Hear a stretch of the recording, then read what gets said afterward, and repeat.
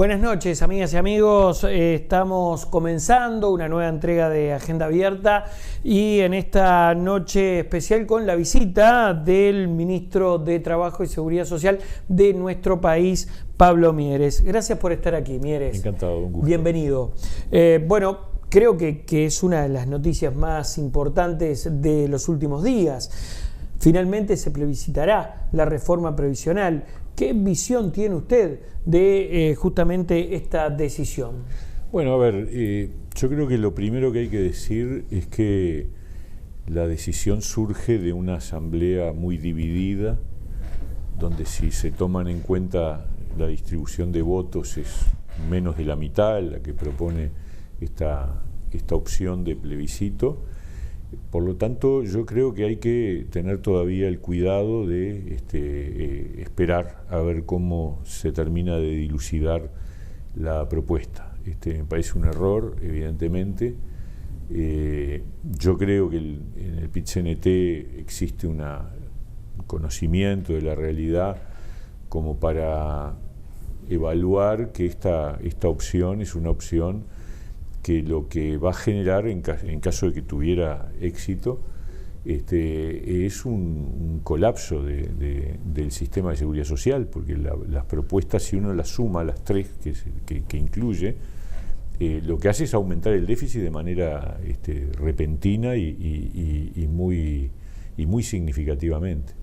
Entonces me da la impresión de que esto recién empieza. Vamos a ver concretamente cómo se canaliza esta primera decisión.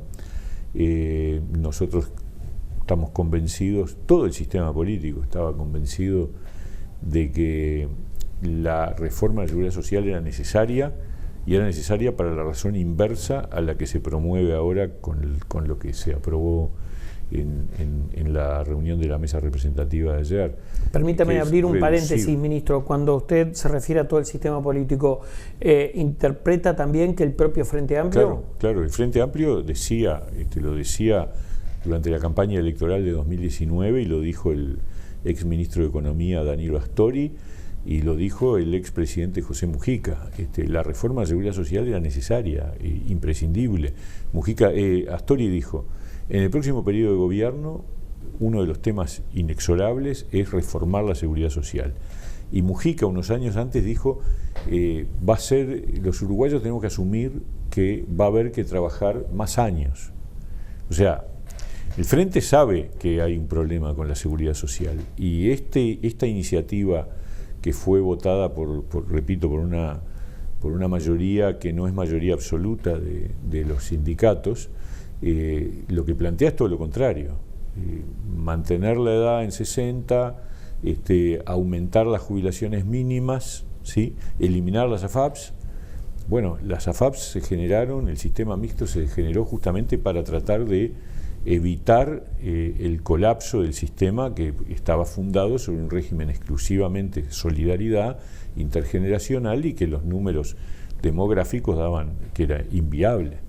Entonces, me da la impresión de que, por eso yo no quiero entrar en el debate todavía, simplemente decir lo que se hizo por parte del gobierno era lo que había que hacer, y esperar a ver cómo decanta este primer paso que dio el PIT-CNT, ver cuál es el contexto real de la propuesta, y ratificar que nosotros creemos que la reforma que se ha impulsado tiene muchos beneficios para la gente, que quedarían además sin efecto en el caso de que prosperara el plebiscito, pero todavía no estamos en etapa del debate. ¿Esto no obliga al Ejecutivo a frenar hoy la puesta en marcha de la reforma? No, para nada, la ley está, y esto es simplemente un anuncio del PIT-CNT que vamos a ver en qué termina, ¿no? Y como actor político se lo pregunto, Mieres, porque hay estadísticas que así lo indican, muchas propuestas que fueron de la mano con las elecciones nacionales, yo no sé si la palabra o el término adecuado es distorsionó la campaña, pero evidentemente incide, y si nos guiamos por esas estadísticas, prácticamente todos los plebiscitos fueron negativos para quienes los impulsaban. ¿Ha pensado en eso, Mieres? Bueno, yo creo que eso lo tienen que pensar los que impulsan el plebiscito. Digo, pero haciendo un análisis político, ¿no? Yo prefiero no seguir profundizando en esa posibilidad, porque en todo caso lo que hay es apenas un anuncio que todavía no está traducido en un texto, que vamos a ver en qué se materializa. Simplemente decir, nosotros estamos muy convencidos de que la reforma que se hizo en Uruguay está muy bien, es correcta, es de equidad, era necesaria y obviamente ya se está aplicando.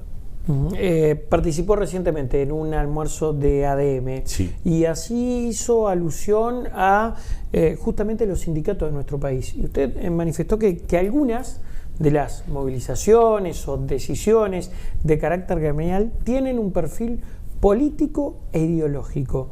¿Por qué, Mieres? Es que es una realidad. O sea, yo lo que dije es que cuando uno analiza la conflictividad, se me preguntaba un poco cuál era el nivel de conflictividad. La conflictividad aumentó en el país en este último año, el último año, y yo decía, bueno, pero hay que distinguir.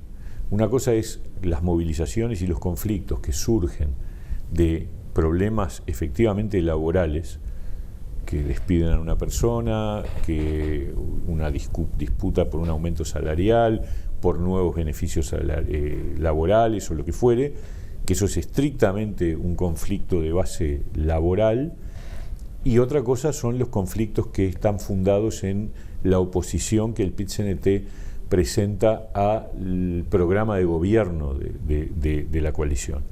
La coalición fue electa sobre la base de un acuerdo que fue el Compromiso por el País.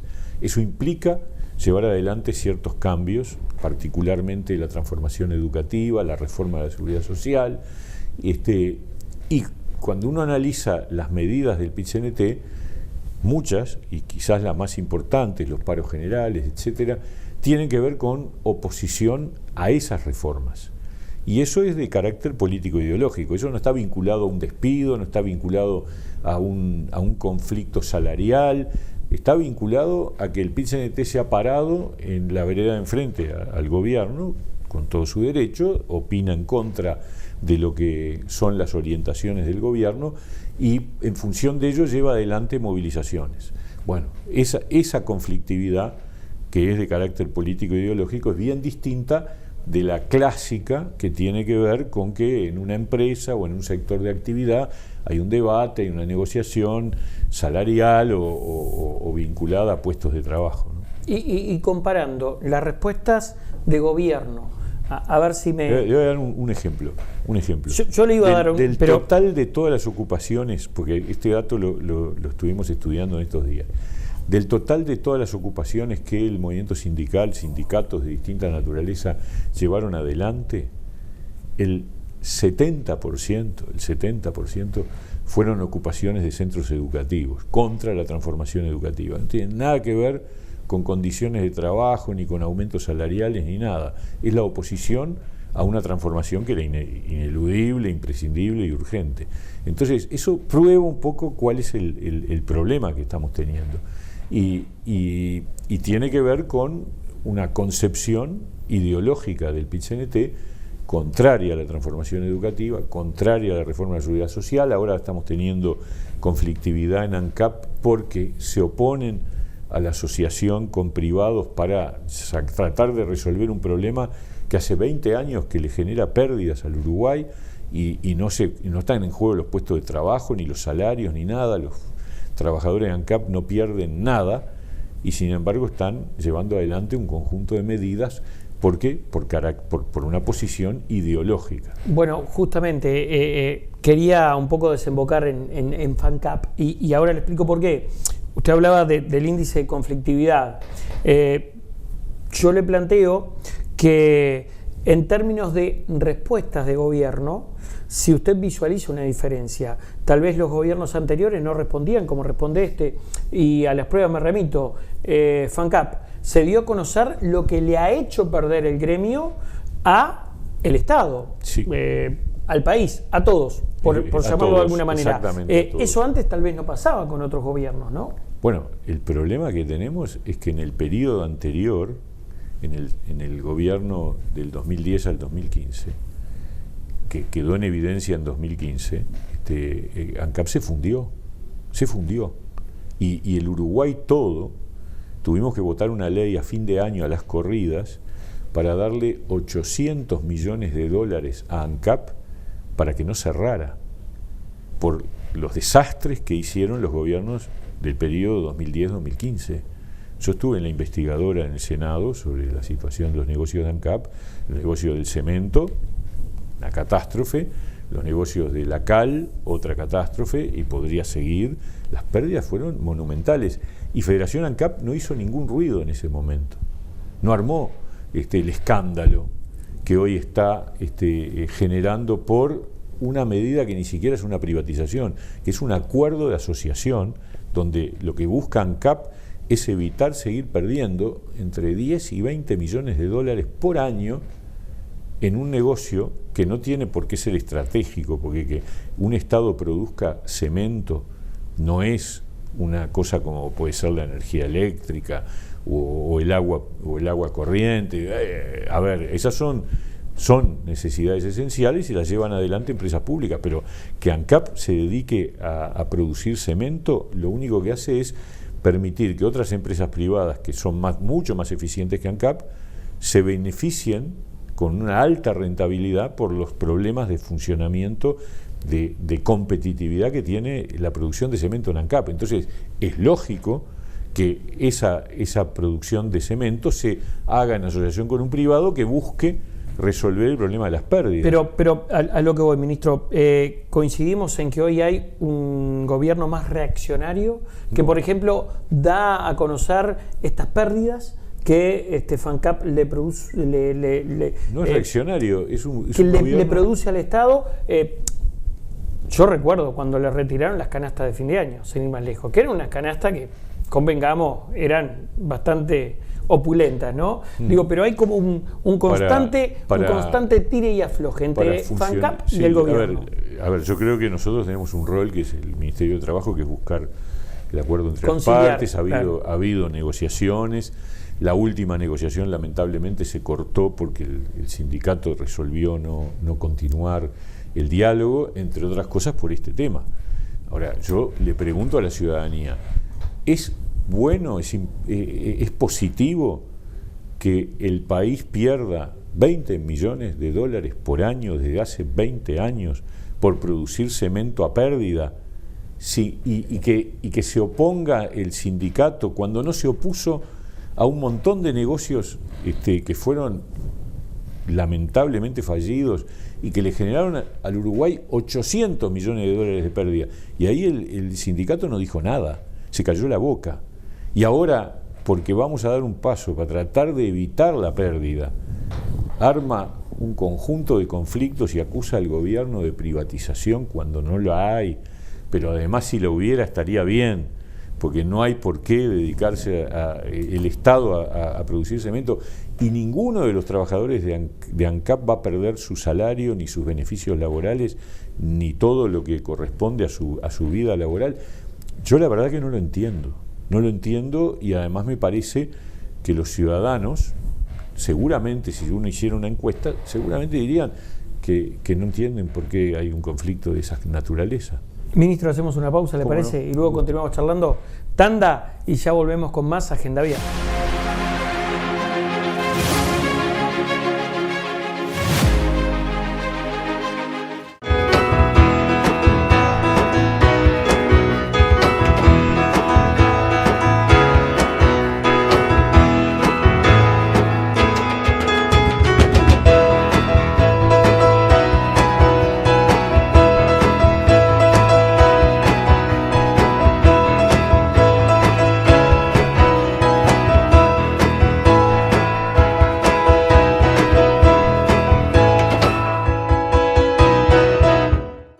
En el mes del ambiente, queremos contarte que somos el departamento que más recicla y alcanzamos un nuevo récord de material captado para reciclaje, que llegamos al 97% de alumbrado LED, haciendo más eficiente el uso de nuestra energía, y que sumamos a más de 125.000 familias con contenedores intradomiciliarios y más de 30.000 familias con equipamiento de reciclaje y compostaje.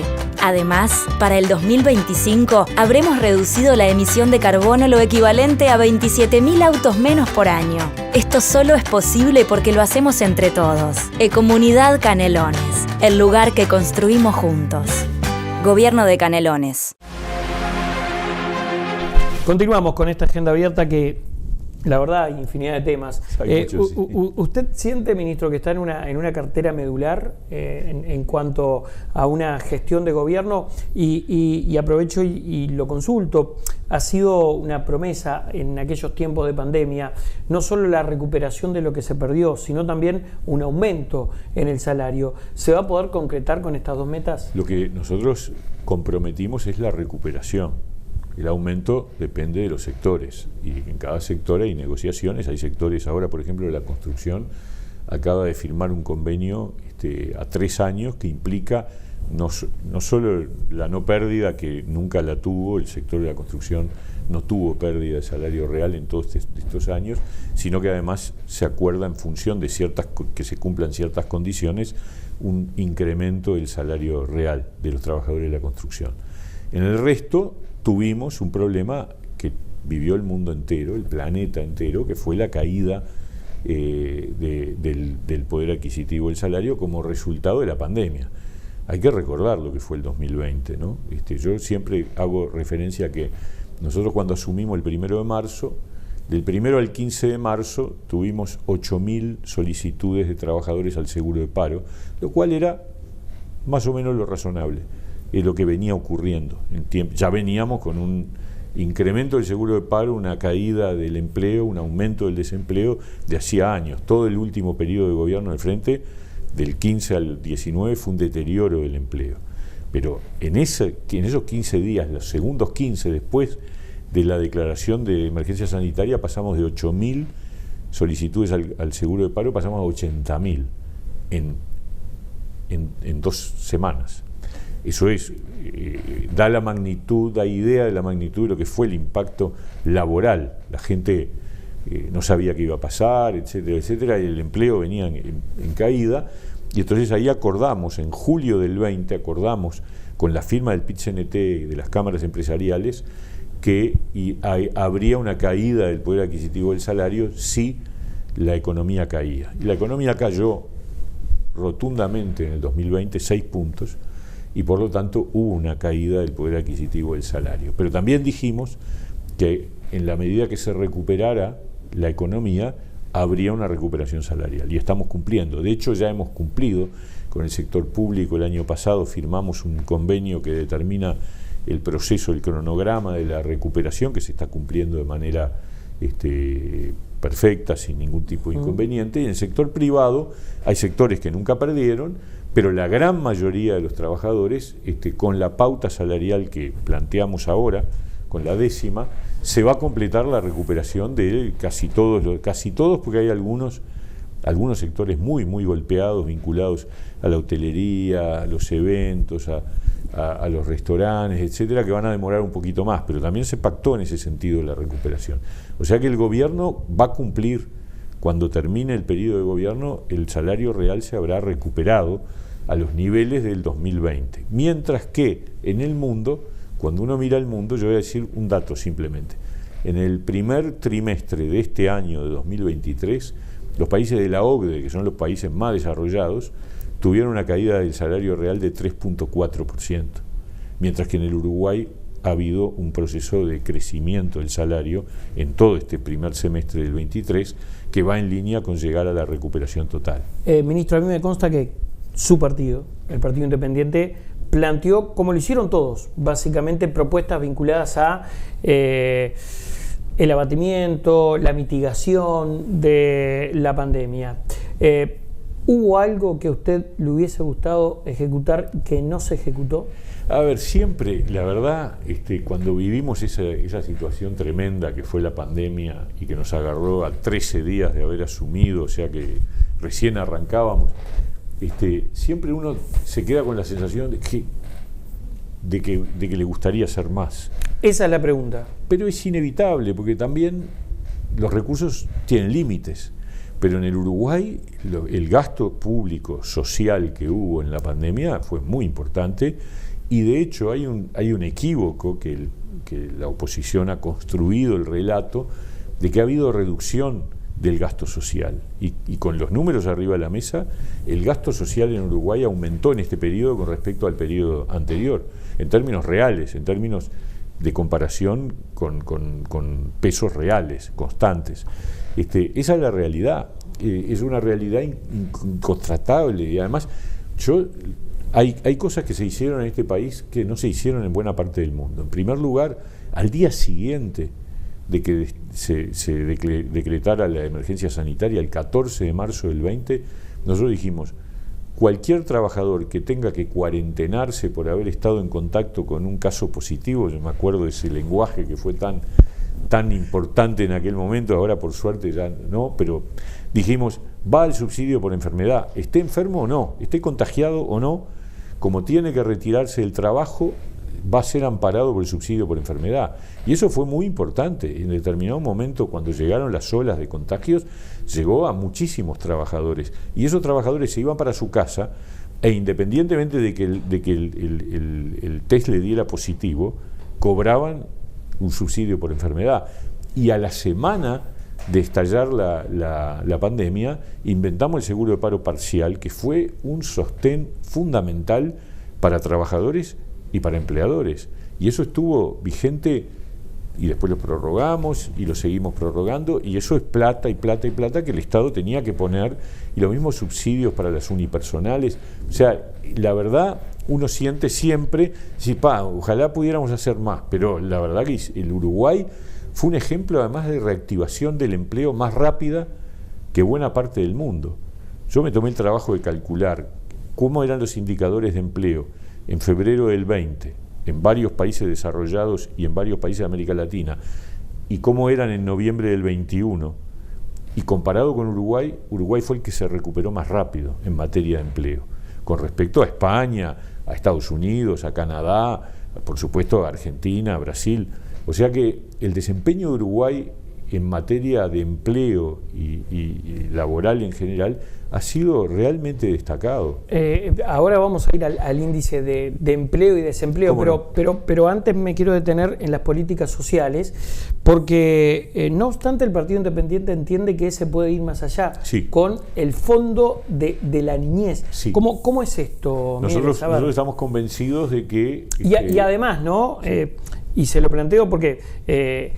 es una preocupación de los pandenses, como tantos otros canarios, tal vez en la zona metropolitana, Montevideo, Canelones hablo, se visualiza más personas en situación de calle. O, ha habido un aumento de personas en situación de calle, eso está reconocido por el MIDES, y justamente por eso se está trabajando en buscar soluciones. ¿Y cómo es esto del Fondo de la Niñez? El Fondo de la Infancia es un proyecto del diputado Iván Posada, con el apoyo de todo el partido. Lo que hace es generar un ámbito institucional que capte recursos que el Estado tiene que poner, y que en función de esa coordinación se asegure que esos recursos lleguen efectivamente a las familias con hijos en situación de pobreza.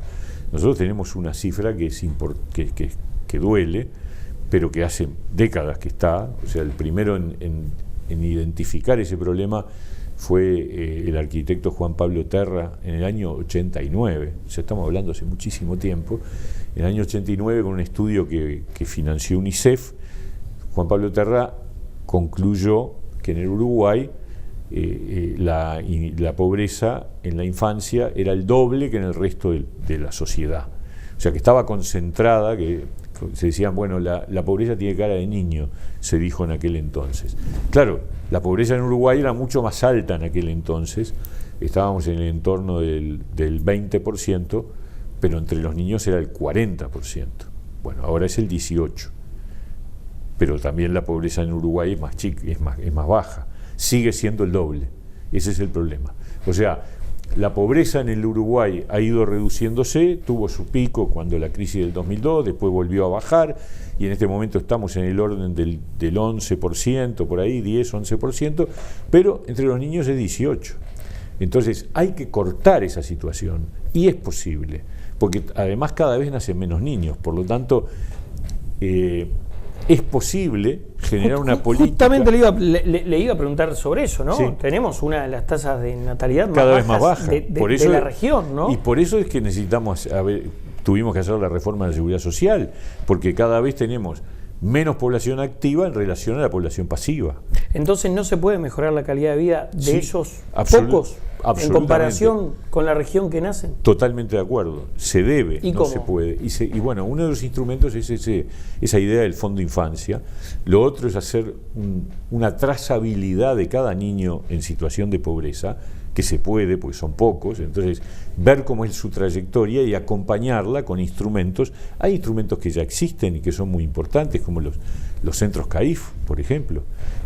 Hay que construir una malla de soluciones y el Fondo Infancia es el instrumento, desde nuestro punto de vista, porque es el que capta recursos, pero luego hay que asegurarse que los recursos lleguen efectivamente a los niños y a sus familias.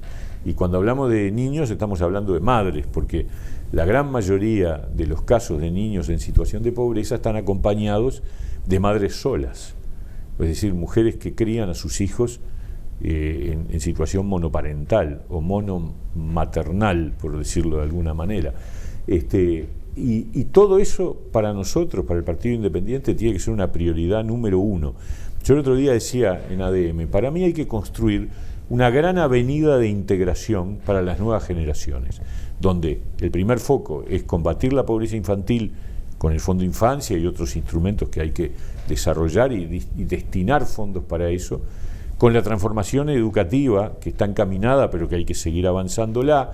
Entonces el niño tiene su primer trayecto con el apoyo en el combate a la pobreza infantil, después entra en un sistema educativo que ya no expulse a jóvenes como lamentablemente han estado ocurriendo en todo este tiempo, y luego una inversión importante en ciencia y tecnología para que el país tenga oportunidades de desarrollo mayor. Mieres, ¿usted considera que hay madurez política, valga la redundancia, en los políticos de nuestro país, que así no le toque seguir gobernando a la coalición, el que venga se detenga en esos tres temas? ¿Siga trabajando en esos tres temas? Yo tengo la esperanza de que se lo pregunto francamente. Sí, con franqueza. A mí me preocupa mucho que lamentablemente la oposición se ha opuesto a la transformación educativa, siendo que era imprescindible llevarla adelante y que el propio Frente Amplio dijo que había que transformar la educación. Después no lo hizo porque aceptó las resistencias de los sindicatos de la enseñanza, que se han sido siempre opuestos a cualquier tipo de transformación. Me preocupa que la oposición hoy esté en contra de esta reforma de la seguridad social, porque lo que busca, entre otras cosas, es darle sostenibilidad y garantías de que las nuevas generaciones puedan cobrar jubilaciones como corresponde, y que permite liberar fondos para atacar el tema de la infancia. Porque si yo igual debo decirle que ese está en contra, me parece que no sé qué sustento, bueno, porque es una buena pregunta. Ya se ha expedido la fuerza política Frente Amplio de que ellos no la lleva. Están en contra. O sea, no lleva el plebiscito. Bueno, pero están en contra de la reforma. Sí. Está bien. Ahora, aunque también votaron artículos. Y yo creo que ellos saben que en el fondo esta reforma podrá tener algunos ajustes, siempre hay que hacer ajustes, pero que en términos generales no hay muchas otras cosas que se puedan hacer. Estoy convencido de que ellos creen eso, pero cada uno... Ahora, pero a lo que voy, la pregunta, sí. ¿Hay madurez política como para planificar en este bendito país? Sí, yo te voy a decir política una cosa. de Estado. Yo creo que el sistema político uruguayo es un sistema maduro, no en balde somos una de las pocas democracias plenas en el mundo, y que hemos tenido la capacidad, más allá de los discursos, de los debates, de los niveles de confrontación, a la hora de la verdad ha habido líneas de continuidad en materia de política económica, en materia de políticas en general, que hay que destacar. En Uruguay, las diferencias que tenemos entre los partidos no son inexistentes, ni mucho menos, hay concepciones distintas, pero en definitiva tenemos un sentido de la responsabilidad y de la madurez que hace que el Uruguay sea destacado hoy en el mundo por su democracia y por su éxito. Yo creo que el Uruguay hoy es un país que da garantías por certeza jurídica, da garantías por equilibrio económico, da garantías por respeto a los derechos de las personas. Ayer tuve una reunión con la gente de Naciones Unidas vinculada a las migraciones y la verdad Uruguay está recibiendo por primera vez en décadas un contingente de personas que vienen a vivir acá, particularmente de otros países de América Latina, de Venezuela, de Cuba, de Dominicana, de distintos países, y lo que uno evalúa es que, bueno, siempre es difícil llegar a otro país, instalarse y prosperar, pero en definitiva Uruguay da un espacio, para empezar, es fácil la documentación, hay inserción laboral de trabajadores migrantes y obviamente tenemos que estar cuidando de que haya una inserción positiva, pero realmente Uruguay es en muchos sentidos un ejemplo, y yo creo que en parte porque nuestro sistema político, más allá de que la gente muchas veces dice esto es político, toda esa historia, pero al final el sistema político funciona y funciona bien. Hacemos una pausa, tanda, y ya regresamos con más Agenda Vial.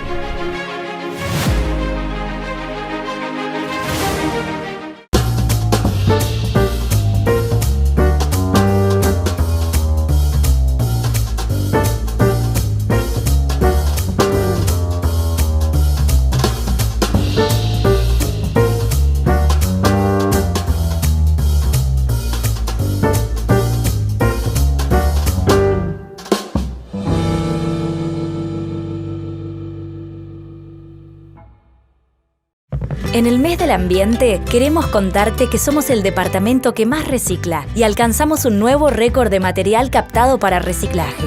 Que llegamos al 97% de alumbrado LED, haciendo más eficiente el uso de nuestra energía. Y que sumamos a más de 125.000 familias con contenedores intradomiciliarios y más de 30.000 familias con equipamiento de reciclaje y compostaje.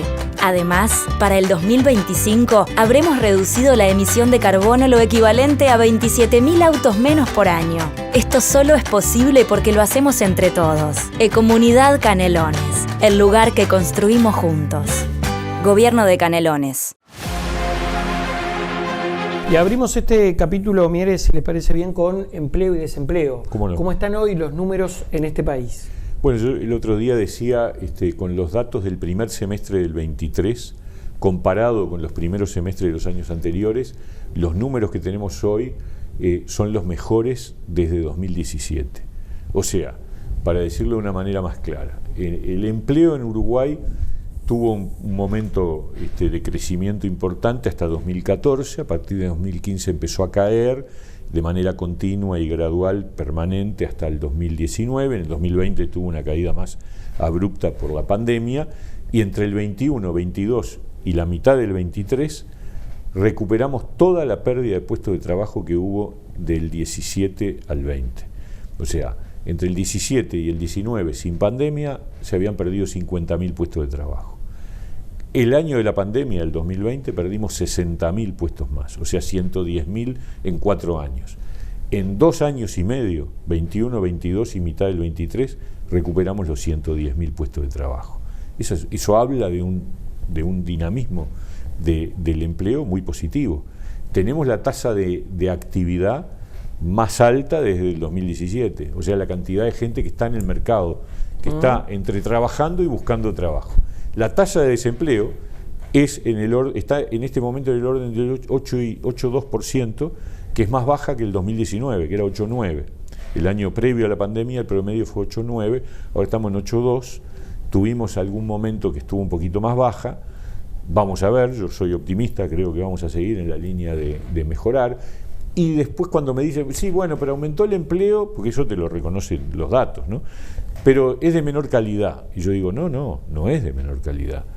Tenemos una tasa de informalidad más baja.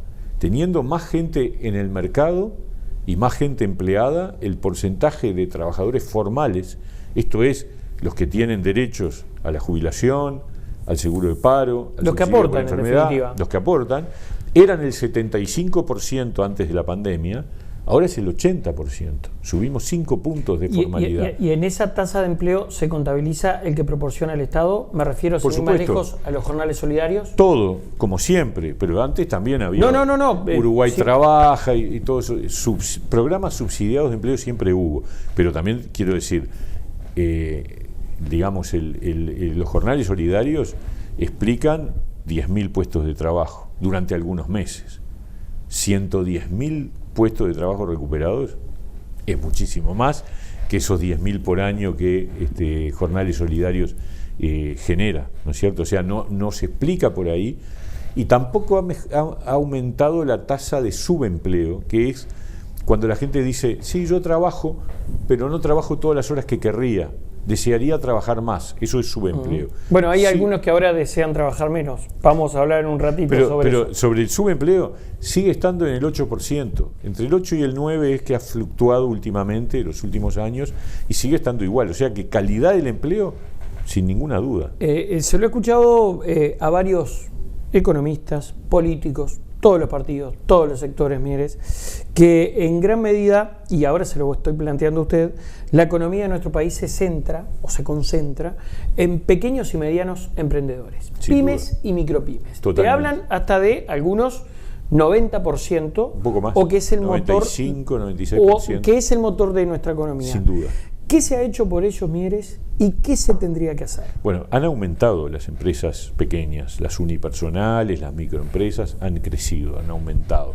Yo creo que en parte porque mucha gente que era trabajadora por cuenta propia informal decidió formalizarse, porque vio que cuando las papas queman, lo mejor es ser formal, porque tenés ahí cobertura. Una enseñanza que dejó la pandemia, me dice. Esa es mi impresión.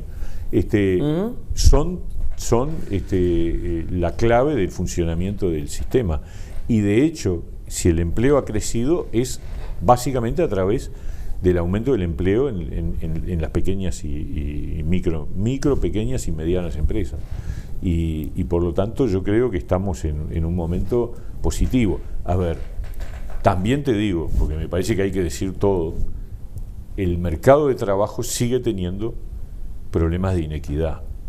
O sea, la mujer tiene mayores dificultades de acceso al trabajo que el hombre.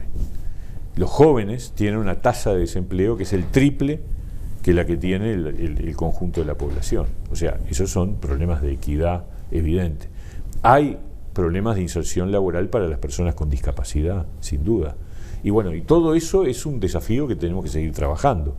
O sea, el problema del desempleo juvenil es de décadas.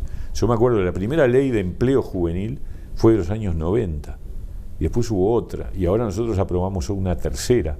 ¿Por qué? Y porque el foco del problema del empleo está centrado en los gurises, en los muchachos jóvenes, particularmente entre los que tienen entre 18 y 25 años. Y ahí hay que trabajar fuerte, pero no es fácil, porque el empleador muchas veces tiene desconfianza del muchacho joven, cree que no va a cumplir, no tiene experiencia laboral previa, bueno, y como no le dan empleo, es muy difícil tenerla, y ahí tenemos un desafío grande, que tenemos que seguir trabajando. Y en el entorno de las políticas sociales y la tan preciada rehabilitación, y esa frase que sale en épocas de campaña, que trabajen los presos, que tienen que trabajar, ahora se plantea que se le entregue una tarjeta también del Mides. Mieres, ¿ahí debería tallar su cartera? Sin duda, estamos de acuerdo. De hecho, nosotros participamos junto con el Mides en el lanzamiento de este impulso grande que estamos haciendo, de convocar a las empresas a que se animen a contratar liberados, es decir, gente que fue privada de libertad, porque es clave para la integración social. Yo soy de los convencidos de que el Uruguay tiene que generar las condiciones para que las personas que estuvieron privadas de libertad, cuando salgan, tengan un camino de integración y no de reincidencia. El Uruguay tiene hoy una tasa de reincidencia del orden del 60 y pico %. En los países que esto funciona bien, la tasa de reincidencia es del 30%, o sea, la mitad. O sea que nosotros tenemos que ir arrimándonos a esa situación, y para eso tenemos que contar con un mundo empresarial dispuesto a dar una segunda oportunidad. Porque Lo que planteó el otro día Juan Miguel Petit, el comisionado parlamentario, se lo planteó al ministro de Desarrollo Social y el ministro de Desarrollo Social estuvo de acuerdo, que es la posibilidad de otorgar subsidios de salida a la persona que sale de la cárcel. Yo estoy totalmente de acuerdo, porque ¿cuál es el drama de hoy? Que una persona, y salen cientos, ¿no? De la cárcel todos los días, no cientos por día, pero en el año son muchos. Como ingresan también. Como cientos. Ingresan también. Uruguay y por ahora ingresan más de los que salen. Tiene una alta tasa. Sí, 15.000 presos tenemos en este momento. Es un número muy alto, la verdad, preocupante, muy preocupante. Pero si además se incrementa la población carcelaria, encima los que salen tienden a reincidir, y ahí está un poco la explicación del crecimiento, porque si los que salen en un porcentaje razonable no reincidieran, entonces probablemente la cantidad de población carcelaria estaría estable o estaría empezando a disminuir. ¿Y eso qué significa? Y que la persona que sale, después de haber estado preso 2 años, 3 años, 4 años, es gente joven, porque la mayoría de los presos son jóvenes, que no tiene una historia laboral, que probablemente ha roto vínculos familiares, de vecindad, de amigos, etcétera, y sale con una mano atrás y otra adelante. No tiene ni para el boleto. Lo dejan puesto en la puerta del establecimiento carcelario y bueno, entonces rápidamente su entorno vuelve a ser el entorno delictivo y entramos en el círculo vicioso de la reincidencia. Yo estoy absolutamente convencido de aquello de que el trabajo dignifica, pero fundamentalmente rehabilita. Exacto. Ahora, ¿cómo pasarlo del pensar o del pensamiento a la práctica? Bueno, ¿dónde están las barreras? ¿Cuáles son los escollos que hay que superar? Los escollos son muy grandes porque la persona que fue privada de libertad transita en la vida con ese estigma de que estuvo preso. Y en un país donde la inseguridad sigue siendo todavía un problema importante, la gente dice, este es culpable, este es responsable de que yo viva en inseguridad, entonces yo no le quiero dar ni un vaso de agua. Bueno, pero es un gran error, porque la gente todos necesitamos en la vida segundas oportunidades, y además hay que confiar que si uno le abre un camino de salida, esa persona pueda realmente salir adelante, y de hecho, por suerte... ¿Hay beneficios para esos empresarios? Justamente, sí, claro. Nosotros, por ejemplo, en el programa de promoción del empleo para sectores vulnerables, si una empresa contrata a un liberado, a una persona recién salida de la cárcel, que sale a través de la DINALI, de la Dirección Nacional de Liberados, el subsidio es el más alto de toda la ley, que implica que se le pague entre el 60 y el 80% del salario a la empresa, se le subsidia entre el 60 y el 80% del salario durante todo el primer año. Y el tope de eso es 30.000 pesos por mes para la empresa. O sea que hay un incentivo importante. Claro, la empresa tiene que asumir que ese es un camino y que la persona a la que va a contratar le va a rendir. Y en general los testimonios son muy positivos, porque cuando la persona ve que tiene una chance y que puede vivir de su salario y que vivió lo que es la cárcel, que es horrible, ese es un camino de salida absolutamente fundamental. Hacemos la pausa y nos metemos de lleno en la política, ¿le parece? ¿Cómo no? Tanda, ya regresamos.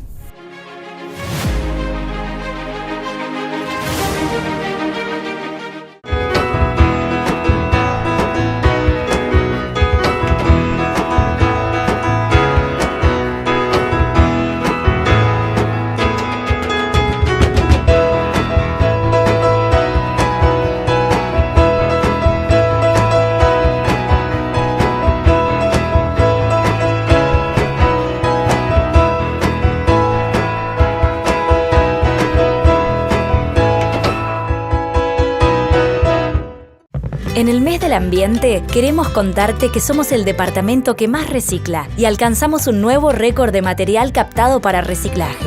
Que llegamos al 97% de alumbrado LED, haciendo más eficiente el uso de nuestra energía. Y que sumamos a más de 125.000 familias con contenedores intradomiciliarios y más de 30.000 familias con equipamiento de reciclaje y compostaje. Además, para el 2025 habremos reducido la emisión de carbono lo equivalente a 27.000 autos menos por año. Esto solo es posible porque lo hacemos entre todos. Ecomunidad Canelones. el lugar que construimos juntos. Gobierno de Canelones. Tramo final y decíamos, antes de la pausa nos metemos de lleno en lo político, todo es política, pero por lo menos en algunos planteos que usted de hecho esbozó en este encuentro que hubo recientemente del Partido Independiente en Pando, sí. La necesidad de plantearse en el escenario electoral como coalición, tanto en las nacionales como así también en las departamentales. Sí. A ver, en primer lugar, yo creo que... ¿Cómo se conserva la identidad llevando esto adelante, Mieres? En el caso de... primero hablemos del gobierno nacional.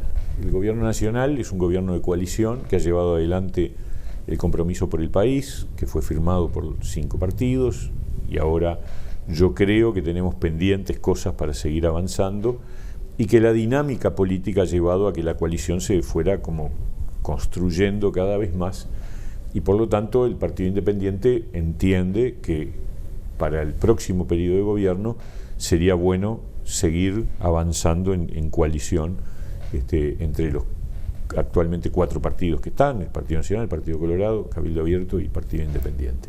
Y eso implicaría en algún momento hacer algún nivel de acuerdo programático básico, sin perjuicio, y ahí viene la diferencia, de que cada partido va a tener su perfil y cada uno va a tener sus ideas. Yo acá expliqué algunas de las que el Partido Independiente valora como prioridad: el tema de la pobreza infantil, el tema de la profundidad de la transformación educativa, el tema de la inversión en ciencia y tecnología. Agrego otra: tenemos que fortalecer los organismos que controlan la transparencia de la gestión pública. Tribunal de Cuentas, la Junta Anticorrupción. Eso no ha avanzado en este periodo y yo creo que tiene que ser una meta en el próximo periodo de gobierno. Son ejemplos. La reforma del Estado, que Conrado Ramos ha impulsado la reforma de la carrera funcional, pero faltan muchas cosas más para decir hicimos un proceso de reforma del Estado. El tema de la equidad de género, que con Mónica Botero al frente ha avanzado, pero tenemos que seguir avanzando. Y tantas otras cosas. Ahora usted habló del Estado. Si tuviera la posibilidad de ejecutar o no, ¿hubiese dado marcha atrás en las certificaciones de los públicos? Yo creo que el cambio en la certificación de los públicos es necesario. Otra cosa es si hay tiempos para negociar, buscar más acuerdos. Hubo tiempos de negociación con COFE. Lo que pasa es que COFE no está de acuerdo con la solución, porque negociar no quiere decir necesariamente acordar, es negociar. Hay cosas en el decreto de certificaciones médicas que fueron acordadas porque COFE las planteó, por ejemplo, tener un banco de días para no descontar los primeros días de la certificación, en fin, pero volviendo a... ¿Hubo abusos o hay abusos? Yo creo que, yo no sé, porque yo no he estado en el tema y no puedo hablar sin fundamento, pero cuando te dicen que las certificaciones médicas se concentran más los viernes y los lunes, vos decís, qué raro, ¿no? Porque no hay ninguna razón para que uno se enferme más viernes y lunes. Pero bueno, a ver, yo creo que tenía razón los dirigentes de COFE cuando dicen los funcionarios públicos en general son gente honesta, que no hace trampa. Sí, yo estoy de acuerdo con eso. Entonces dicen, nos hacen pagar a los justos por los pecadores. No, en realidad estamos haciendo un sistema que si la persona actúa de buena fe no le genera mayores inconvenientes. Esa es la realidad y los acerca a la equiparación con el sector privado. En el sector privado, cuando una persona se enferma, los 3 primeros días no te los pagan, y a partir del 4º te pagan un 70% de tu salario. Entonces, los funcionarios públicos hasta ahora tenían un sistema donde, independientemente del primero, el tercero, el quinto, el décimo o el 100º día, te lo pagan siempre. Y no está bien. Me parece que lo razonable es que haya alguna acercamiento entre lo público y lo privado. Bueno, pero nos desvirtuamos. Usted hablaba de pararse como coalición. Sí, entonces, sin perjuicio de que cada partido, como yo acabo de mencionar, tenemos nuestras propias ideas y tenemos diferencias, porque es lógico que existan, yo me imagino un nuevo gobierno de coalición para el año 2025. Ese es un poco el pensamiento del Partido Independiente. Y en lo departamental, nosotros estamos proponiendo la posibilidad de acumular. ¿Por qué?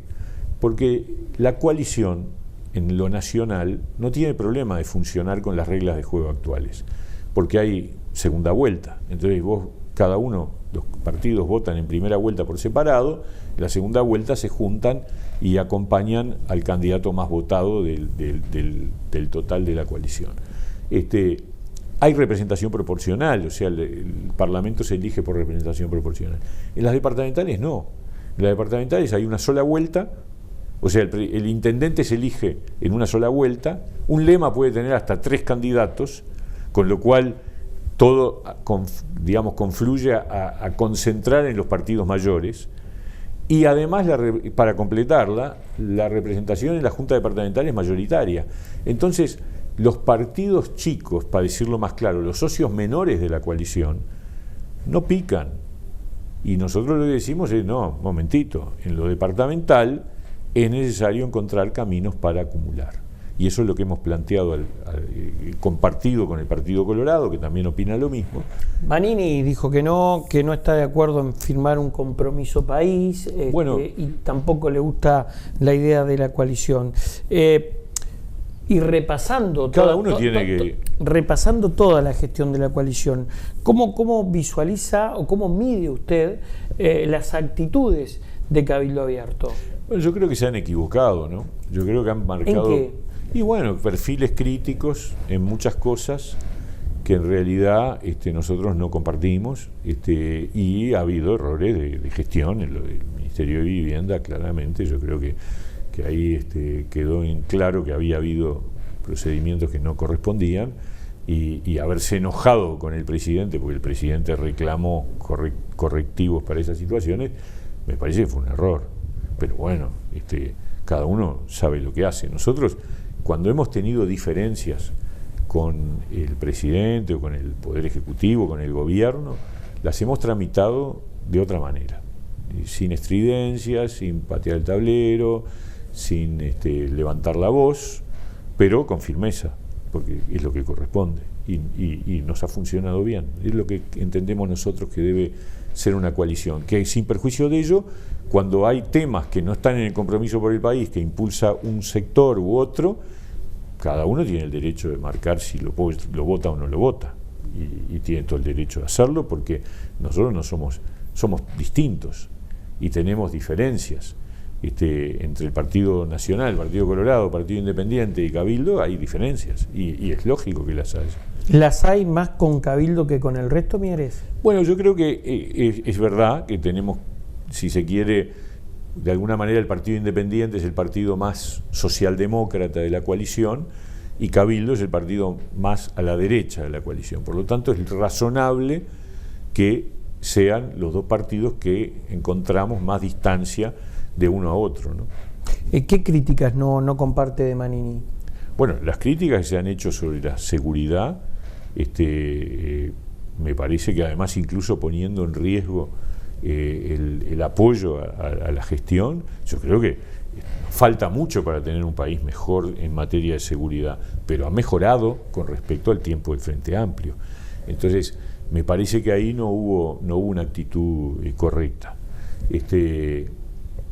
Yo creo que todas las críticas que se hicieron a la reforma de la seguridad social, ahí tuvimos un tiempo que no se sabía si estaban los votos o no de Cabildo Abierto, cuando en realidad eso sí estaba en el compromiso por el país, y por lo tanto, bueno, al final encontramos el acuerdo y hoy sacamos una reforma de la seguridad social que la votamos todos, o sea que nada, simplemente hubo ruido. Para el final, la negociación que más le ha costado hasta el momento en su gestión, Mieres. Interesante esa pregunta. Yo creo que sin duda que cuando se afectan servicios fundamentales de la gente o del país es donde se pone más preocupación, digamos, ¿no? O cuando los conflictos se vuelven duraderos. Y en ese sentido, yo diría hubo varias donde fue más difícil, pero la verdad que hemos salido adelante. Yo creo que hay un diálogo permanente con los sindicatos y con los empleadores, con las cámaras empresariales y con el PIT-CNT, y va a seguir habiendo, porque este es un gobierno... ¿Una de las tantas experiencias? Bueno, tuvimos una difícil que fue recientemente con la construcción porque se demoraba el acuerdo del convenio colectivo y entonces hubo algunos ruidos allí. En el puerto tuvimos algún momento donde hubo un paro largo en el puerto que es muy problemático porque afecta todo el movimiento económico del país, de entrada y de salida de bienes y productos, por ahí. ¿Lo elegiría nuevamente este cargo? Digo, tenemos gabinete, bueno, le doy cultura, que a mí me consta que le gusta, le doy cultura, le doy trabajo, no sé, educación, ¿con qué se queda? A ver, yo creo que esto ha sido un aprendizaje muy bueno, muy positivo. Yo creo que nos ha ido bien hasta ahora, espero que siga así, que hemos trabajado muy fuertemente, pero claro, no es ningún cargo de político está bueno estar siempre, toda la vida, repetir. Entonces, me parece que esta es una muy buena experiencia, creo que hemos aprobado con buena nota, creo que la gente así lo ve y creo que eso también es mérito no solo de uno, sino de todo el equipo de trabajo del Ministerio, pero me parece que si en el próximo periodo nos toca cogobernar y nos toca algún lugar de responsabilidad, me parece razonable ir a otro lado, ¿no? Descansar un poco, mire. Bueno, no sí, capaz que no descansas nada, porque nunca se sabe, pero por lo menos decir no está bueno perpetuarse en el mismo lugar. Mire, muchísimas gracias por haber estado Encantado, aquí. Encantado, un gusto. A ustedes también por habernos acompañado, por estar allí del otro lado. Será hasta la próxima, que pasen bien. Buenas noches.